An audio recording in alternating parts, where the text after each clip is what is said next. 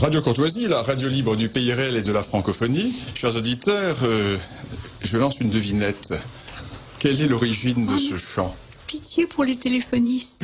D'accord. Bon. Eh bien, nous venons d'entendre un chant berbère, chant kabyle du Dur-Jura, par Marguerite Tao Samrouche, un superbe chant, un superbe recueil, musique du monde. Et pourquoi ce chant berbère? Nous en écouterons d'autres tout à l'heure, parce que nous allons parler précisément des berbères. J'aimerais que nous insistions davantage aujourd'hui sur la question des berbères. Pourquoi? Parce qu'une découverte scientifique tout à fait importante, tout à fait fondamentale, vient d'être faite. Une découverte tout à fait fondamentale qui me réjouit parce qu'elle conforte mon hypothèse de travail. Mon hypothèse de travail dans mon histoire de l'Égypte, que j'ai publiée donc il y a 2 ans, était que l'Égypte devait plus au Sahara, donc au monde berbère, qu'au monde oriental ou au monde méridional. Et j'avais même intitulé un chapitre l'influence berbère dans la création de l'Égypte. À l'époque, j'avais été attaqué assez sévèrement par un certain nombre de confrères. C'était mon hypothèse de travail. Je dis bien, je la fondais, cette hypothèse, mais ce n'était qu'une hypothèse. Or, découverte tout à fait extraordinaire, la génétique vient de rendre public, le professeur Lucotte, qui est le grand anthropologue français qui publie aux États-Unis, vient de publier un article tout à fait important, qui n'est pas encore connu, cet article. L'article date du mois de juin de cette année. Il n'est pas encore passé dans le domaine de la vulgarisation. Donc les journalistes ne pourront pas le piller tout de suite, n'est-ce pas, pour se l'attribuer comme certains le font. Et cet article est fondamental parce que c'est un article qui est basé sur les études génétiques, je n'entre pas dans le détail, de la population égyptienne d'aujourd'hui. Et un système d'analyse sur les haplotypes, qui est très savant, très savant, il faut être vraiment spécialiste pour s'y retrouver, montre que le fond ancien de la population de l'ancienne Égypte était berbère. C'est tout à fait extraordinaire. Et les analyses génétiques montrent que plus on va vers le sud, et moins il est berbère, et plus il est nubien, et plus on va vers le nord, et plus il est berbère, ce qui est évident.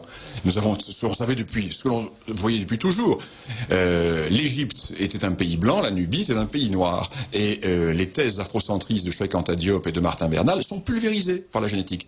Toutes les critiques historiques que nous faisions sont confirmées là par la génétique. C'est une révolution dans l'histoire. Je dis bien, c'est un séisme dans l'histoire de l'Afrique.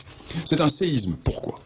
Parce que nous avons là, par les études génétiques, la preuve, premièrement, que les anciens Égyptiens étaient des Blancs, mais plus important, qu'ils étaient berbères. Et lorsque je mets en avant l'hypothèse par les apparentements artistiques, par les styles artistiques, de la même matrice culturelle, rassemblant les anciens Égyptiens et les chasseurs nomades du Sahara oriental, eh bien, j'avais vu juste. Et ceci est tout à fait fondamental. C'est une immense avancée dans l'histoire de l'Afrique. Ce qui replace complètement les Berbères au cœur de l'histoire. Les Berbères qui sont là, replacés totalement dans cette histoire de toute l'Afrique du Nord et toute l'Afrique centrale, centre-saharienne, parce que les études de Lucotte vont bien au-delà.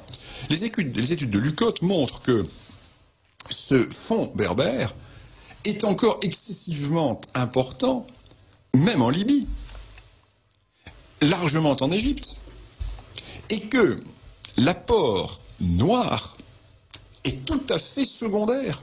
Par exemple, parmi les haplotypes principaux que l'on retrouve dans la population égyptienne et qui permettent de dire que le fond est ancien, appartenait à telle ou telle population, le fond éthiopien est beaucoup plus important que le fond noir africain.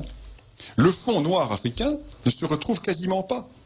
Ce qui fait alors qu'il va se retrouver à 95% en République centrafricaine ou au Zaïre. Donc toutes les hypothèses de Cheikh Anta Diop, toutes les hypothèses, tout le délire afrocentriste, sur lesquels repose l'histoire officielle de l'UNESCO, sur lesquels repose le congrès de Durban, sur lesquels repose la culpabilisation de l'Europe, tout est faux. Tout est réduit à néant par la génétique. C'est extraordinaire. C'est une véritable révolution. Tout ce qui a été écrit en histoire africaine jusqu'à la publication de Lucotte du mois de juin dernier est à mettre au panier concernant les origines des populations actuelles de l'Afrique. C'est fondamental. Je n'aimerais pas être à la place des afrocentristes. Je n'aimerais pas être à la place de mes chers confrères qui publient des articles en disant que les ethnies ont des origines coloniales. Je rentrerai dans un trou de souris, moi, à leur place. Je me ferai oublier, parce que là, ils ne connaissent pas l'article, ils ne savent pas encore que l'article, il va leur falloir 2 ans avant de le découvrir, cet article. Ils vont le découvrir parce que l'Afrique réelle va en parler, et peut-être va-t-on en parler, Dominique, mentionnerez-vous cela dans la nouvelle revue d'histoire? Certainement, oui. Parce que c'est un thème qui... Bien sûr, c'est un sujet capital. C'est un sujet capital. Alors, ces Berbères. Revenons aux Berbères, ces oubliés de l'histoire. Ces Berbères qui sont complètement marginalisés dans l'histoire, mais pas seulement dans l'histoire de l'Afrique du Nord, dans l'histoire de toute cette partie septentrionale de l'Afrique. Les Berbères qui vont, à l'époque de la fin de la péjoration climatique, de la phase de péjoration climatique, être les seuls maîtres du Sahara, qui vont chasser du Sahara, ou plutôt qui vont occuper les espaces qui sont abandonnés par les populations noires. Parce que les pasteurs noirs occupaient le Sahara central, jusqu'au Hogar à peu près. Et à partir de 3000, 4000 avant Jésus-Christ, ces populations de pasteurs noirs reculent. Et ceci est magnifiquement représenté sur les peintures sahariennes. Nous voyons les niches écologiques occupées par d'autres populations, et nous voyons cette poussée considérable des Berbères blancs vers le sud. Et au même moment, nous voyons comment l'Égypte, la vallée du Nil, qui avait été totalement vidée de sa population par des crues effarantes du Nil, car le Nil connaît des crues effarantes vers moins 10 000, vers moins 11 000, un véritable siphon, il n'y a plus d'habitants dans la vallée du Nil. Les crues qui mettent le niveau du Nil à 25 mètres au-dessus de son niveau actuel. Donc un véritable siphon, avec le Nil blanc, le Nil bleu, qui sont alimentés par les pluies tropicales et équatoriales, la population vide complètement, évacue la vallée du Nil. Et la vallée du Nil est repeuplée comment? Elle est repeuplée par le Sahara, au nord par les Berbères, et au sud par les pasteurs noirs sahariens. Et dès le début, le tropique du Cancer, à peu près fait la limite ethno-raciale. Et vous reportez cette limite sur la carte de l'Afrique, et vous avez la limite des peuplements blancs et des peuplements non blancs dans la vallée du Nil. Et ceci est fondamental. Ceci était une évidence géographique. Il a fallu attendre la génétique pour réduire à néant les songes, les mensonges et la désinformation des afrocentristes. Intéressant de se tenir au courant des publications qui sont faites dans les pays anglo-saxons tout de même, parce que c'est une publication qui est faite dans la principale revue d'anthropologie américaine. Ce n'est pas une publication qui est faite en France. En France, on n'aurait peut-être pas le droit de publier des choses comme cela. Et il faut donc chercher dans des pays où il y a encore une liberté de recherche scientifique, ce genre d'éléments. Alors comment vont réagir les spécialistes du Monde, de la revue L'Histoire, etc. face à cela? Comment vont-ils se torturer les méninges pour transformer les résultats de cette recherche? Alors là, ça va être intéressant de voir par quelle réputation sémantique ils vont essayer de retomber sur leur pied d'idéologue mou. Ils vont se réfugier dans le silence, tout simplement. Donc, on va pas le silence, nous allons essayer de le combler, ce silence.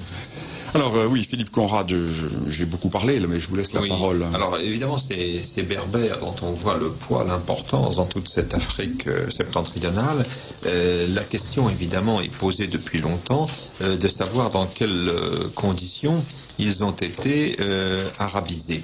Hein, je cite à ce propos la question que se posait Gabriel Camps, grand historien, préhistorien de l'Afrique du Nord, qu'il formulait ainsi: comment l'Afrique du Nord, peuplée de Berbères en partie romanisés, en partie